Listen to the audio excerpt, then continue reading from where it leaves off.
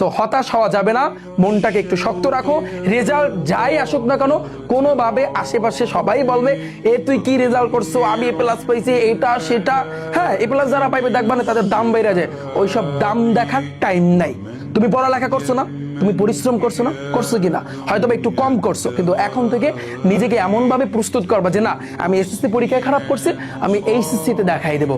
এরকম মেন্টালিটি তোমার থাকতে হবে। ঠিক আছে, পারা যাবে। একটু স্ট্রং, সবাই স্ট্রং থাকো।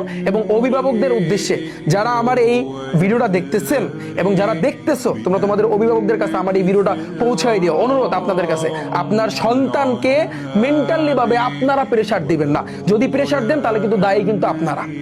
ঠিক আছে, এখন বলতে পারেন যে ও তো পড়ালেখা করে নাই। ও যখন পড়ালেখা করে নাই তখন আপনার দায়িত্ব কি ছিল?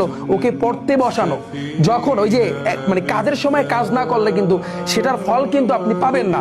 এখন যদি সারাদিন বলেন যে তুই পড়ালেখা করছ নাই, তোর রেজাল্ট এটা কেন আসলো, এটা কিসের জন্য আসলো, তুই প্লাস কেন পাস নাই, এটা যদি সারাদিনও বলেন কোনো কাজে আসবে না। যখন ও পরীক্ষার আগ মুহূর্তে 1 মাস আগে ওকে চাপ দিতেন, তখন বলতেন যে তুই বাইরে না গিয়ে এখন পড়তে বস, তখন আপনি কি করছেন? এখন চাপ দিয়ে কোনো দরকার নাই, চাপ দিয়ে কোনো লাভ হবে না। অনুরোধ, আপনারা ওদেরকে মেন্টালি ভাবে সাপোর্ট দেন। বাইরের মানুষ তো সাপোর্ট দিবে না, জীবনও সাপোর্ট দিবে না, এটা জানা কথা। এইভাবে কিন্তু যারা এ প্লাস পাবে না বা যারা খারাপ রেজাল্ট করবে, এক্ষেত্রে কিন্তু এরকম কথা আসবে, চারপাশ দিয়ে কথা আসবে, পাশের পাশে আংটি কথা বলবে, ওগুলা কান দেওয়ার কিছু নাই।